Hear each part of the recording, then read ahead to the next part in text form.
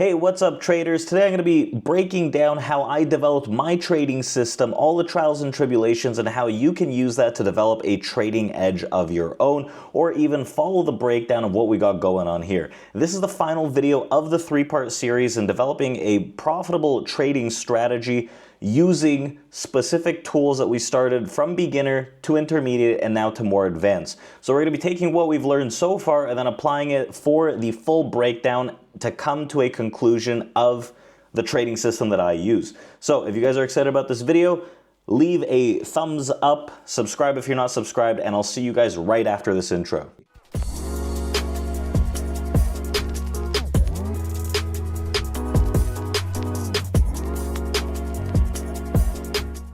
We're back at the screens and let's kick this off. Now, I'm going to be breaking down several different things throughout today, understanding how I started my trading journey, realistically looking for strategies, systems, trading all kinds of different things, using all kinds of different tools, and how I came to the conclusion of using what I use today. So the main thing that I had to understand that we talked about in the previous video is that each core system requires the following, right? First, we have context, confirmation, triggers, risk and risk management, and trade management, and exit/invalidation. These 5 components allow you to develop not only individual setups, but help you really understand how the system is broken down. So first and foremost, what we're going to be talking about is laying the foundation of context with XYZ. So naturally, you guys have seen this before, we've talked about this numerous times, but I lay down the foundation of context with the auction market theory philosophy and volume profiles. Now, there are several different tools that I've talked about before, and at the start of my journey, I used anything under the sun to find context. Context is a huge principle, and we'll be doing a video on bias, but context helps you understand bias in the markets and where you are directionally positioned. Because I've tried everything, right? I've taken scalping, I've tried to react to market movement, and nothing really clicked for me. It didn't really make sense. So the main thing that I needed to understand is how context is actually developed. So I used, to begin with, just different price action techniques, different range chart values, Heikin-Ashi candles, time-based candles, you name it. I spent most of my time looking at the price action, trying to identify levels to trade from and contextual understanding from that. Now, the biggest issue is that I had levels scattered everywhere, right? I couldn't really differentiate between what strong levels were, what bad levels were, what weak levels were, whatever it was, right? I wanted to know what really makes a good trade area, a good contextual read of direction, and why. This is when I understood that if you can actually identify where heavy-handed market participants are or were, you can find areas to trade and the context behind it. Because realistically, once you look at the market as something other than a random walk, and you look at it from the perspective that, you know what, there are big players that actually move prices, volume actually moves prices, how can I understand that further? Well, the easiest way that I found to visualize this was looking at data that actually generates volume, right? A visualization of volume, whatever you want to call it, which is generally for me the volume profile. Now I use it in a slightly different way, but the understanding of auction market theory, whether it's volume profiles, market profiles, that really explains the understanding of the market as a two-way auction, right? You have buyers and sellers that come together that initiate, create fair value, create imbalances, balances. And that visual tool, right, really presented by Jim Dalton, is how I can really get a better understanding of context. Now, again, there are very many different tools that traders can use, but this is the journey that I went on, and maybe it could be a little more eye-opening for you. Now, before I ever even look for entries, I had to understand how markets actually move. Like I said, the concept of balance and imbalance, the two-way auction concept. Like any other two-way auction, financial markets move in the same way, right? You have buyers and sellers that meet together that really dictate, okay, this is fair price, this is not fair price, so on and so forth. This is the idea of balances and imbalances, and we've talked about this numerous times. Now, to give you a quick little breakdown of what I'm looking at, right? The volume profile, I'm not necessarily just looking at the basics of the volume profile. We all know point of controls, we know value areas, value area high, low volume nodes, high volume nodes. I started to understand that, listen, the area where strong-handed market participants are going to be the most active are going to be areas where they actually have influence to be active, which means an area where high volume drops off into low volume. That little sweet spot where high volume and low volume meet are areas of inflection where strong-handed market participants generally have the ability to really, really act. So from the basics of auction market theory, we understand that if we have an area of balance, for instance, this area, right, you can see here visually on the weekly chart, prices realistically will want to stay within balanced areas until proven otherwise. And this movement is dictated by strong-handed market participants. When you have low volume areas at the extremes of these balanced regions, right, price want to stay in there. But once you start actually getting closes outside of balance areas, what we have in that case is a trend following move where realistically we want to be positioned bullish. So contextually speaking, once we leave a balance, directionally we want to stay out of that balance.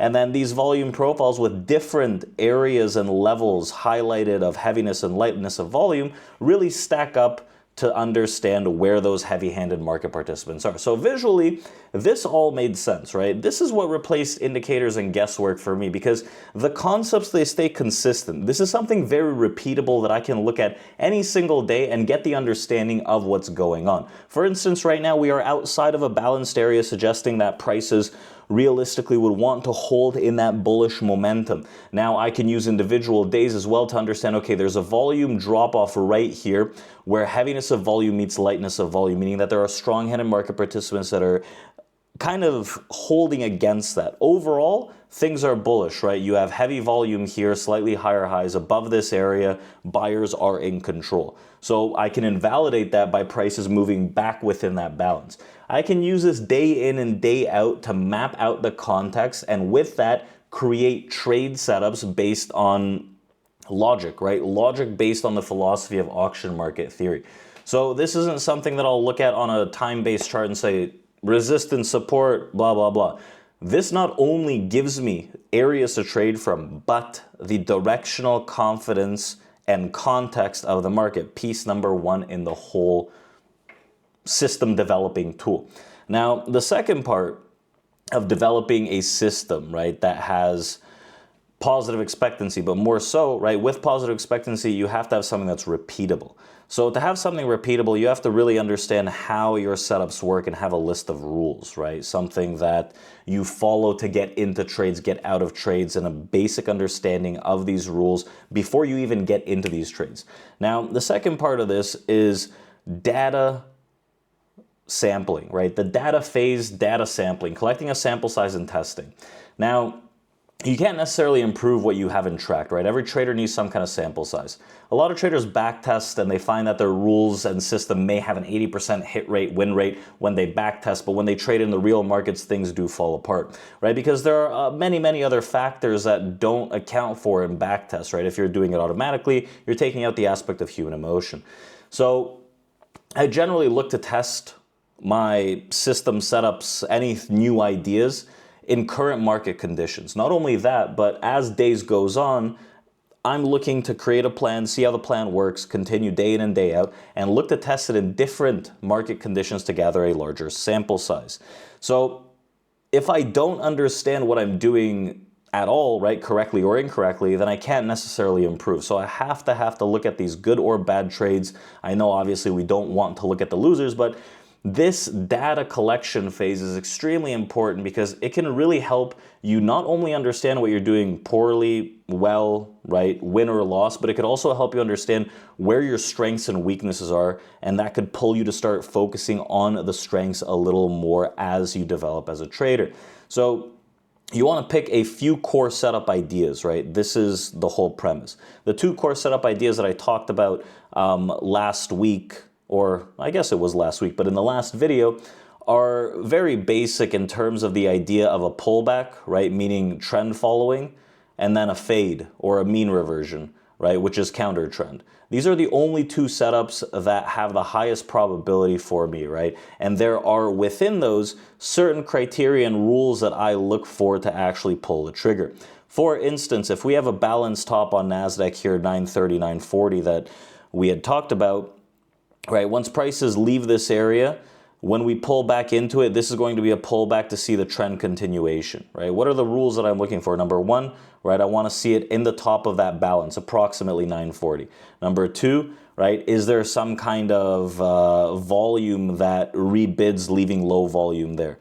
Number three, right, then I start moving into order flow. So what I want to see when I trigger into a trade are two things from the order flow aspect. Right? Number one is going to be the accumulation of delta. So if there is heaviness of absorption into an area that I'm interested in, for example, over here, this negative delta, then that's going to be a very good qualification trigger for me. The other trigger that I can take a look at can be based also on a different order flow concept with the footprint. So if there's heaviness of buying against selling, that's rebidding prices, right? These few concepts help me understand, okay, these are the actual steps that I'm trying to take, right? Area based on the balance, some kind of volume contribution, delta in terms of clustering, imbalancing and rebidding or reoffering on the footprint. Very, very simple list.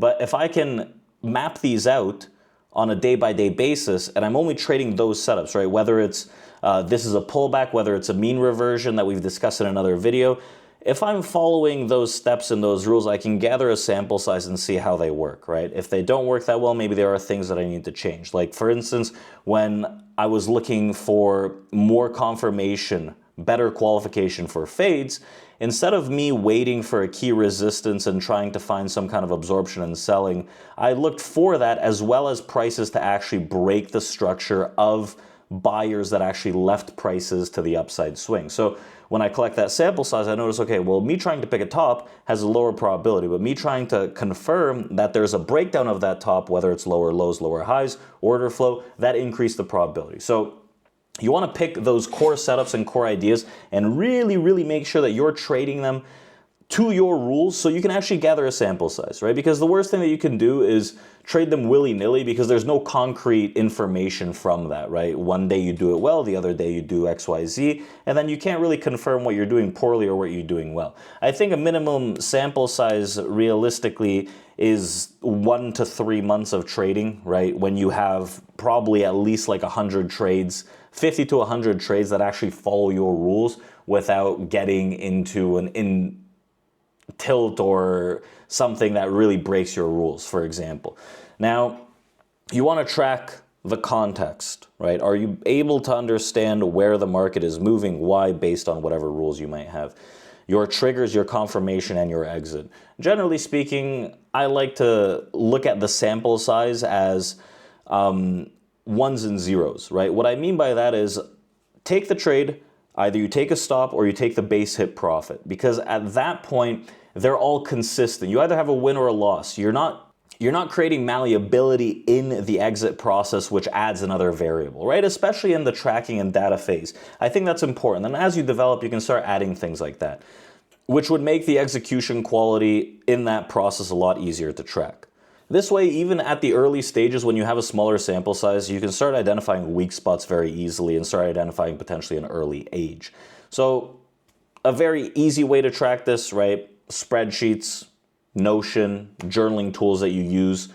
There's obviously a lot of journaling tools out there. If you have a spreadsheet that breaks things down, I think this is a good start, right? You want to have your daily statistics, your profit and loss.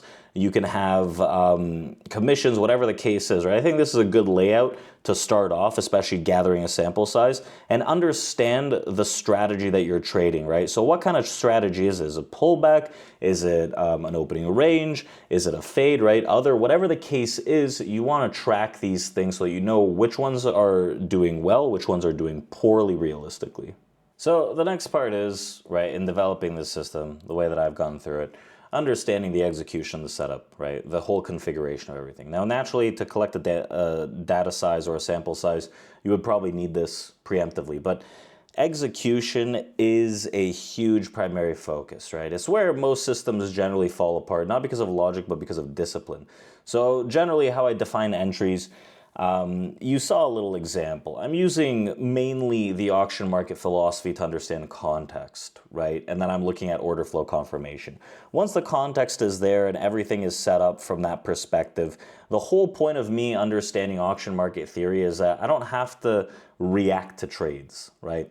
This kind of trading system that I've developed is less reactionary, more hypothesis and seeing if things actually play out as expected. So if I have an idea, if I have a trade set up, I'm just waiting for prices to actually get into that area. There are nuances naturally, right? I generally want to be on the first test of an area. If I'm trying to buy a pullback, if I'm looking for fades, I need a breakdown of order flow structure, whatever the case is. But in terms of execution, right? Execution is twofold.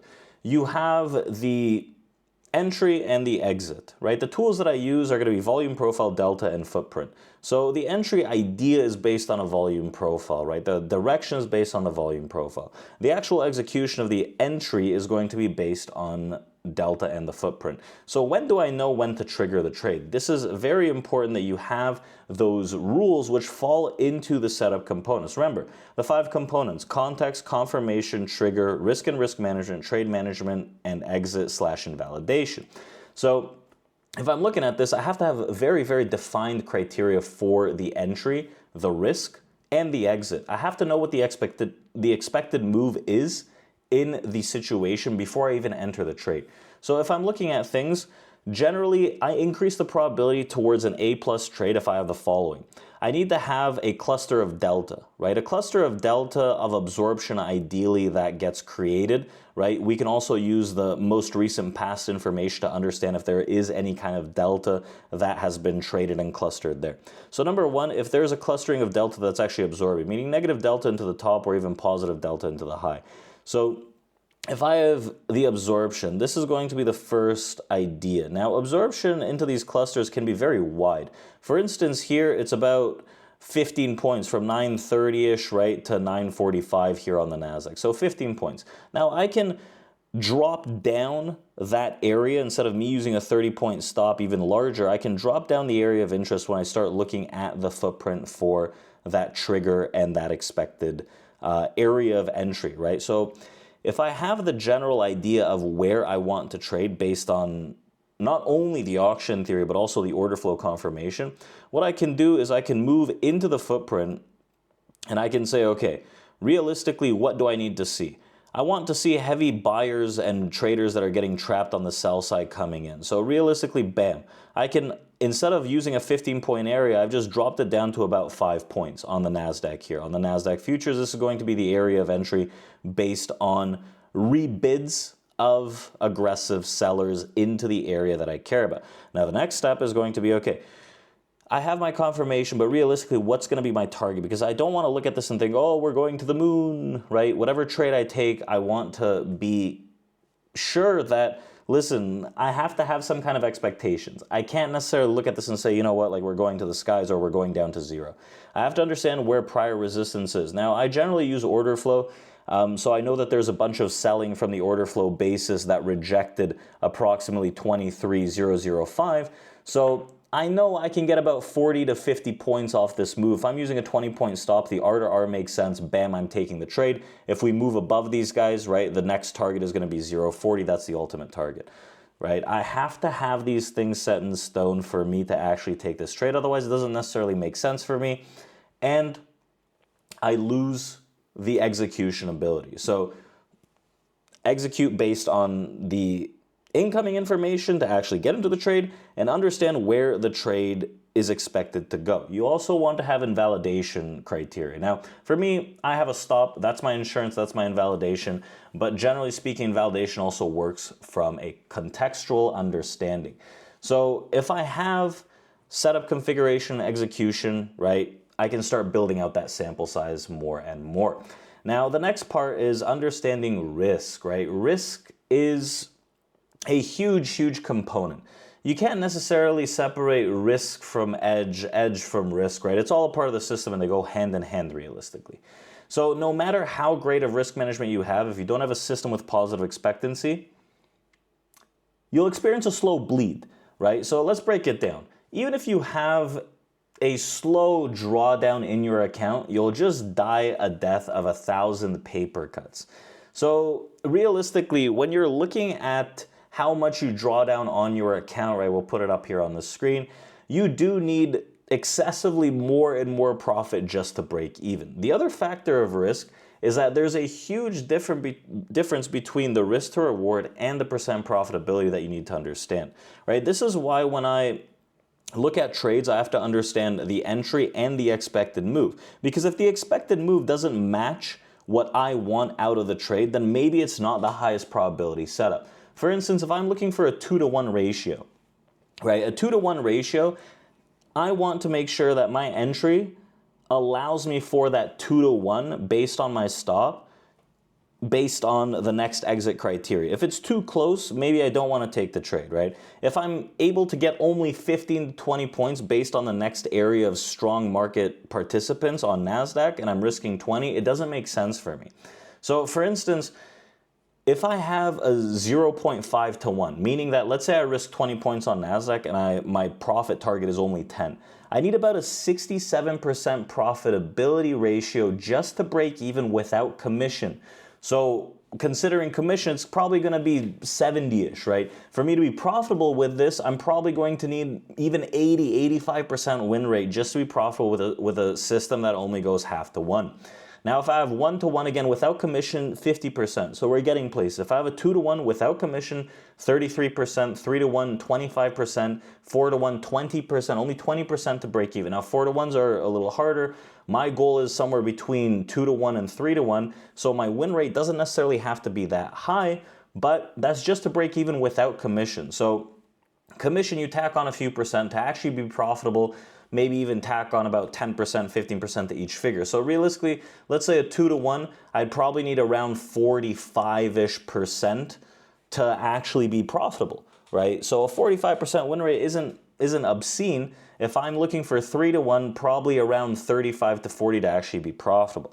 So understanding these concepts really helps me understand the risk that I'm taking, as well as understanding the potential of the actual trade before I even do anything, right? Just because things look good, oh, I see buyers, oh, I see sellers, let me get in. Okay, but if there's something against you 10 points away, does it really make sense, right? And I'm not necessarily looking to scalp. So like any trade, you want to define your risk, right? Risk per trade. The percent of your account, the dollar value, whatever it is, right? General rule of thumb, people risk probably about 1% of their account per trade or per day, right? Obviously, there are levels of aggression. You also want to understand position sizing. This is a very, very important factor. Now, there are multiple different factors in terms of position sizing that could come into play, meaning the volatility of the market and the confidence and quality of the setup. A+ setups, generally I want to go full size, even plus a little more size. B, C setups, right? This is why we want to grade them a lot less size. Increased volatility, drop the size, increase the stop, because the potential of the moves are much higher. So there's also different types of trade management that you want to understand as you're developing your strategy, right? Are you scaling exits or are you doing all or nothing? For me, I scale exits. I know traders that go all or nothing, but I want to be taking profit off at key areas based on my R to R and letting them run, letting winners run. That's just the way that I trade. And I think that every person has maybe a different viewpoint on it and something that they're more comfortable with. And I urge you to explore that, because that can be a possible addition to your edge. So break-even rule adjustments, right? Maybe many people might go to break-even quickly so that they protect their profits and try to let the positions run. I go to break-even when my main targets are hit and I've started to actually trim out of the position. Some people also have time-based exits if it's taking way too long, right? For me, I enter into a trade and either my stop gets hit or my main take profit gets hit. Otherwise, I'm not trying to manage the trade. So having sets of rules like this can really reduce the emotional exposure and over trading, right? You want to really break down what it is defined that you want to do, generate the sample size, and that creates habit, it creates discipline. Now, one of the final things that we want to talk about, right? There's still one more thing after this, but journaling in a feedback loop, right? The biggest thing that helped me develop my system and the creation of any system, in my opinion, is understanding your journaling process as well as feedback loops. This is where the real edge is built, in my opinion. So journaling process, right? We'll talk about that, but you want to track the setup quality, your emotional state, context alignment. These are three important factors that help you create something that's repeatable, that you can constantly reuse, and really helps you define your setups and what actually works. So there are different journaling methods out there, right? Like I showed you an Excel sheet. I generally do video journals, but I also use our Discord chat to actually break down some of the trades and journal process. So when we look at this, right, I think these are the core aspects that you want to create in your journal. Now, I do use a video vlog because it's just a lot easier, but if you're going through a journal process, I think these are things that you want to explore. Obviously, statistics matter, so you have things like TradesViz, I think, or TraderView, whatever those journaling softwares are called. They're not very expensive. You can use an Excel sheet as well to track those statistics. But I think this is equally as important because you want to understand how your setups are actually trading, how your read is on the market, your plans, and your execution. So I look at the trade plan in the morning, the trades taken, the explanation of trade triggers, exits, and ideas, final thoughts, and areas of improvement. So why am I doing all this, right, is explained in all of these 4 steps. So yesterday, 3 wins, 3 losses, 6 trades, net per lot about 62 points on NASDAQ, net on S&P about 7 points per contract, and it's all broken down. So the trade plan is what we start with first, the trades that we took, right, why, and then the explanation of everything. So this combined with statistics really helps you identify what it is that you're doing well, poorly, and areas that you can actually improve. I think this is a very important aspect that a lot of people just don't like doing because it's time consuming, right, and can be crappy, especially if you've had a crap day. So another factor is understanding your weekly and monthly report cards. I think these are very important things too, right? Some people opt in only for weekly and monthly report cards to grade themselves and understand what they're doing correctly, incorrectly, and review their setups. I think that's fine too, but you want to look at what setups worked, what conditions hurt or made your performance, what broke your process, right? Some kind of emotional triggers, whatever the case is. So I think it's vastly important to have this journaling process. If there's anything that you do and you take out of this whole video is a strong journaling process, right? Everything else, whatever. But if you have a strong journaling process for you to review, that is a huge component to really help develop your edge in your system. Now, the final piece, building A+ playbooks. Right? Your goal is not to have infinite strategies. It's not to have strategies that work in every single market condition, no matter what, and you're constantly adapting and changing things. The idea is have maybe 1 to 4, 1 to 3 A+ setups that you could execute continuously, repeatedly, that have positive expectancy, that you've seen work more often than not. So that's what I do. I've got 2 pullbacks and fades, and they're each qualified in specific ways to create higher probability, these A+ trades. Now I grade the trade setups, A, B, C. A+ are those 2 that I mentioned with the criteria. We've talked about them even throughout this video. B is if maybe one component is missing. Maybe I'm not necessarily trading at the area that I want to, but order flow is working out. C is just absolute nonsense. That's a garbage trade. You should probably not take those. It's a feelings trade. So this way you can cut the noise, right? Stop chasing new setups. Stop looking at the shiny ball. Oh, this looks like it works over here. That looks like it works over here, without actually generating a sample size for your setups to actually see what the potential is there.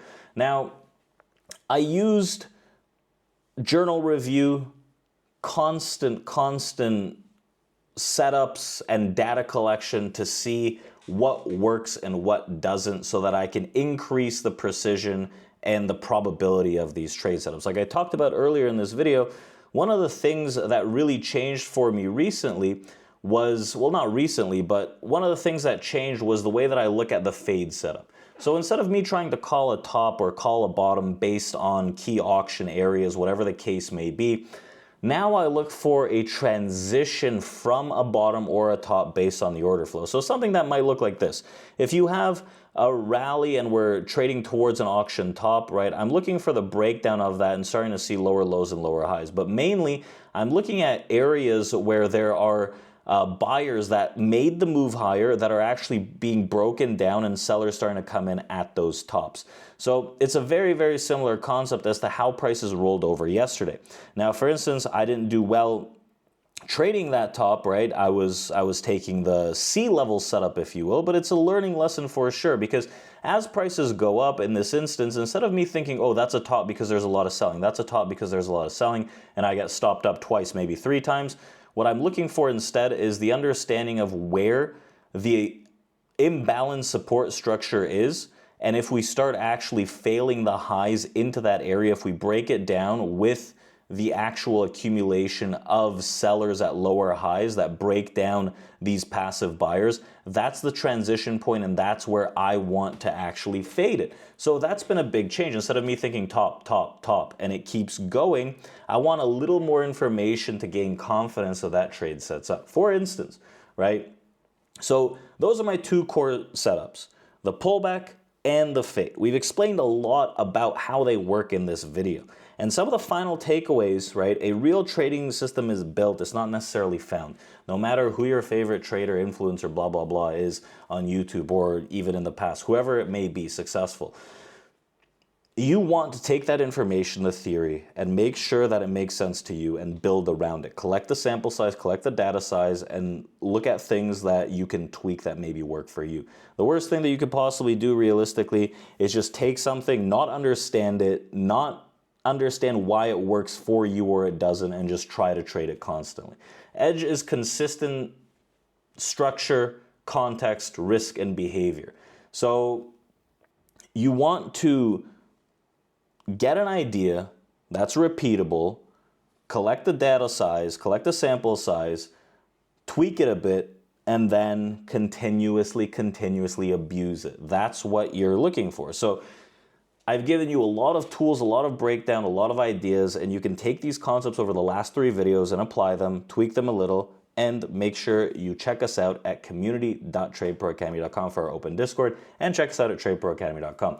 You also have a free PDF that helps explain this, and also the 3 biggest things that hurt traders, that dissolve them psychologically, and how we can combat them, down below in the bio. And I really hope you thoroughly enjoyed this series, enjoyed this video, and got a lot out of it. And I'll see you guys in the next series and in the next videos and at Trade Pro Academy. So thank you and take care, everyone.